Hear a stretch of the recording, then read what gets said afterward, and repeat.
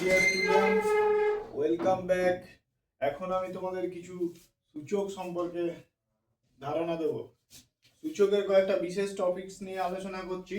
প্রথমত সূচকটা তোমাদের ক্লাস 7-এ শুরু হচ্ছে, আছে ক্লাস 9-এ এবং ক্লাস 11-ও আছে।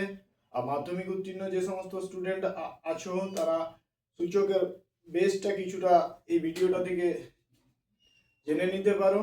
আর ক্লাস 7-এ সূচকে শুরু হলো, সূচকের কিন্তু অল্প স্বল্প ধারণা আমরা ক্লাস 5 থেকেই পেয়ে থাকি। কিভাবে? যেমন আমাদের বর্গ নির্ণয় করতে বলা হয় ক্লাস 5-এ, মানে বর্গমূল, বর্গ। তো বর্গ নির্ণয়ের ব্যাপারটা কি? কোনো একটা সংখ্যাকে ওই সংখ্যাটা দিয়ে গুণ, মানে একটা সংখ্যার ধরো যেমন 5-এর বর্গ, 5-এর বর্গ কি হয়? মানে 5 স্কোয়ার, যার মানেটা হচ্ছে 5 × 5।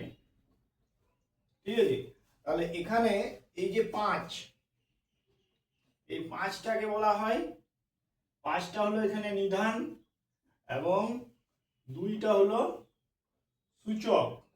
এই সূচকের অন্য নাম ঘাত বা পাওয়ার, এভাবেও বলা হয়ে থাকে। তো এখানে যদি 5-এর বর্গ সমান 5 স্কোয়ার, 5 × 5 যেটা মানেটা দাঁড়াচ্ছে, তাহলে এখানে 5 হচ্ছে নিধান আর 2 হচ্ছে সূচক বা ঘাত বা পাওয়ার, এরকম। ঠিক আছে, সেরকম 5⁵, যার মানেটা দাঁড়াচ্ছে 3টে 5-এর গুণফল। তাহলে এখানে 5টা হচ্ছে নিধান আর 3টা হচ্ছে সূচক। তো সেরকম এখানে 5-এর পরিবর্তে যদি একটা চল আকারে প্রকাশ করা হয়, তাহলে x⁴a, তাহলে এখানে x হচ্ছে নিধান, x নিধান এবং a হচ্ছে সূচক। এখানে xটা হবে যে কোনো বাস্তব সংখ্যা এবং এটা হবে ধনাত্মক পূর্ণ সংখ্যা। তাহলে তার মানে x⁴a, এটার মানে কি? এটা মানে বোঝাচ্ছে a সংখ্যক x এর গুণফল। বুঝতে পেরেছ? তাহলে x⁴a মানেটা হচ্ছে a সংখ্যক x এর গুণফল। যেমন 5⁵, 3টে 5-এর গুণফল। এখানে আমরা যেহেতু সূচকটা ধ্রুবক আছে, ধ্রুবক 3-এর একটা সঠিক মান আছে 3টি, তাহলে মানে 5⁵, এর মানে হচ্ছে 3টে 5-এর গুণফল। সেরকম x⁴a মানে a সংখ্যক x এর গুণফল। ঠিক আছে, এরপর তোমার যদি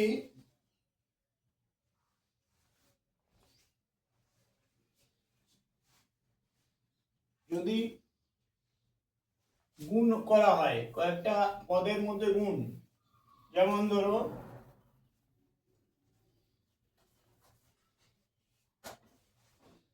সংখ্যা দিয়ে প্রথম বোঝায়, মনে করো 5⁵ ইন্টু 5⁵2। আচ্ছা, এখানে দেখো বলা হয় যে পাওয়ার গুলো গুণের বেলায় এই পদগুলোর মধ্যে নিধান একই থাকলে সূচক যাই থাকুক না কেন, নিধানটাকে তাদের গুণফলে নিধানটাকে একই রেখে সূচকগুলোর যোগ করা হয়। এখানে আমরা এরকমটা করে থাকি। তো 5⁵ ইন্টু 5⁵2 হলে 5⁵5 লিখি। এটা ডিটেলস করলে কি দাঁড়ায়? 5⁵ মানে 5⁵ আমরা জানি 3টে 5-এর গুণফল, আর 5⁵2 মানে 2টো 5-এর গুণফল। তাহলে মোট হয়ে গেল 5টা 5-এর গুণফল। ঠিক আছে, এভাবে আমরা অন্যভাবে যেমন a⁴n ইন্টু a⁴n, এখানে এটা যে কোনো বাস্তব সংখ্যা যদি হয় আর mnটা যদি ধনাত্মক পূর্ণ সংখ্যা হয়, তাহলে আমরা এটাও লিখতে পারি যে a⁴m প্লাস n। বিয়োগের বেলায় যথারীতি বিয়োগ হবে, মানে নিধান একই থাকলে সূচকদের মধ্যে বিয়োগ হবে। যেমন a⁴m ভাজিত a⁴n সমান a⁴n-n। এখানে কিন্তু m এইভাবে প্রকাশ করা আছে, এখানে এনটা গ্রেটার দেন এন এইভাবে ধরে নেওয়া হচ্ছে, তাহলে রিপোর্ট মাইনাস আসবে, এরপর সূচকটা ইনভার্স হয়ে যাবে আর কি। এরপর দেখো কোনো চল বা ধ্রুবকের আমরা সূচক যদি 0 পাই সেক্ষেত্রে ভ্যালু সবসময়ের জন্য 1 হয়, এটা সম্পর্কে একটু বলছি।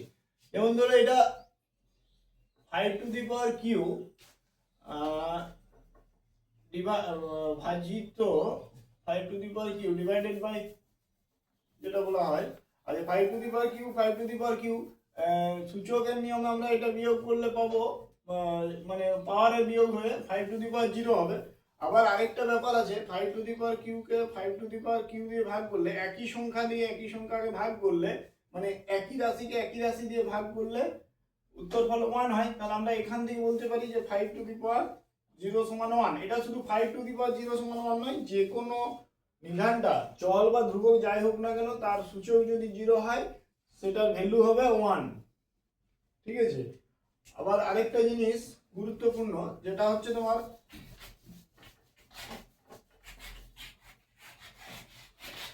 রাস্তাটা এখানে নেই। আচ্ছা এরপর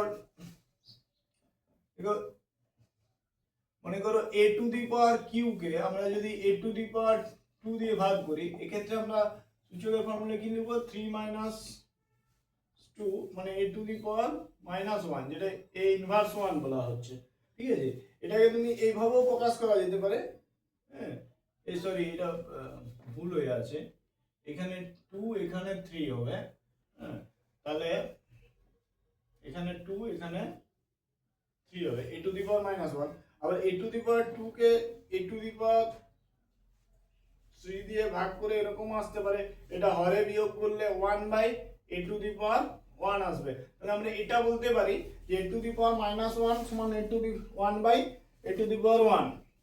তাহলে এরকম ভাবে আমরা a to the power minus 2 সমান a to the power 1 by a to the power 2 এরকম ভাবে লেখা যেতে পারে। a ইনভার্স 2 সমান 1 বাই a স্কয়ার, এখানে এই 1টা সূচক 1টা না দিলেও চলবে, এটা না লিখলেও হবে, হ্যাঁ a to the power minus 1 সমান 1 বাই a, ঠিক আছে। তাহলে আমরা এই সিদ্ধান্তগুলো নিতে পারি যে কোনো একটা মানে কি বলবো রাশি বা পদ যদি হরে সেটার যে মানে হরে নিধানের যে পাওয়ার থাকবে সেটাকে লবে আনতে গেলে সেই পাওয়ারটার সাইনটা নিধানটা কি থেকে পাওয়ারটা সাইনটা বদলে যাবে। যেমন তোমার এটাকে যেমন a to the power minus 1 কে যদি 1 বাই করছি তখন 1 by a to the power 1 আসছে, হ্যাঁ। আবার ধরো এরকমটা আছে a to the power minus 2 a to the power minus 2 আছে, এটা তো হবে তোমার a টু দি পাওয়ার একইভাবে 1 বাই a স্কয়ার। আবার এরকমটা যদি হয় ধরো তোমার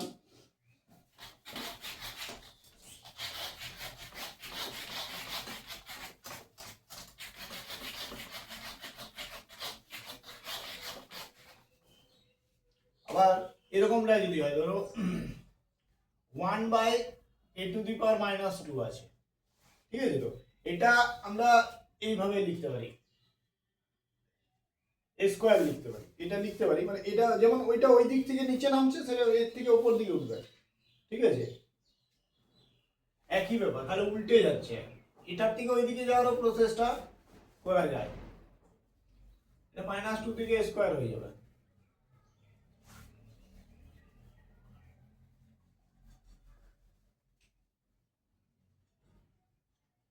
হ্যাঁ কেমন হবে দেখো, এটা ধরো মাইনাস 2 এখানে আসছে, আমরা কেমন ভাবে দেখাতে পারি, মনে করো a টু দি পাওয়ার 5 ভাজিত a to the power q করলাম, না এবার তোমার ধরো a টু দি পাওয়ার 5 কে a to the power q করছি, এখানে আমরা উভয়কে মনে করে a কিউ দিয়ে ভাগ sorry a to the power 5 দিয়ে ভাগ করছি লব এবং হরকে, তাহলে a টু দি পাওয়ার 5 কে a টু দি পাওয়ার 5 দিয়ে ভাগ করলে 1 হয়, আর a to the power Q কে a টু দি পাওয়ার 5 করলে মাইনাস 2 হচ্ছে, ঠিক তো, মানে 3 মাইনাস 5 করে 2 হয়ে যাচ্ছে। আর এটাকেই যখন আমরা এরকম ভাবে ভাগ করব, মানে এই কিউ দিয়ে লব হরকে ভাগ করব, তাই তো, তাহলে উপরটাই আমার a স্কয়ার হয়ে যাবে বাই 1, মানে a স্কয়ার হচ্ছে। তাহলে আমরা এটার থেকে এটা, তাহলে আমাদের বিভিন্ন ক্ষেত্রে এগুলো খেয়াল রাখতে হবে।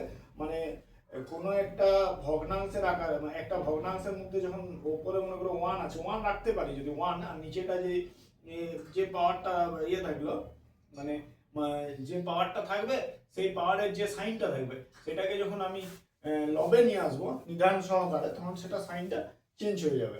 ঠিক আছে।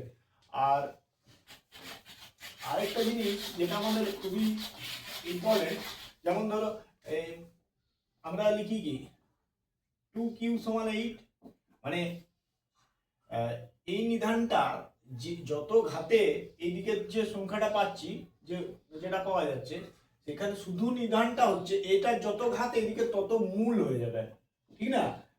মানে 8⁻1/3 সমান 2 আসবে, তাহলে এদিকে যত ঘাত আছে এদিকে তত মূল হয়ে যাচ্ছে। অ্যাকচুয়াল বলতে গেলে আরেকটা ব্যাপার বলা যায়, যেমন ধরো আমি লিখছি একটা 64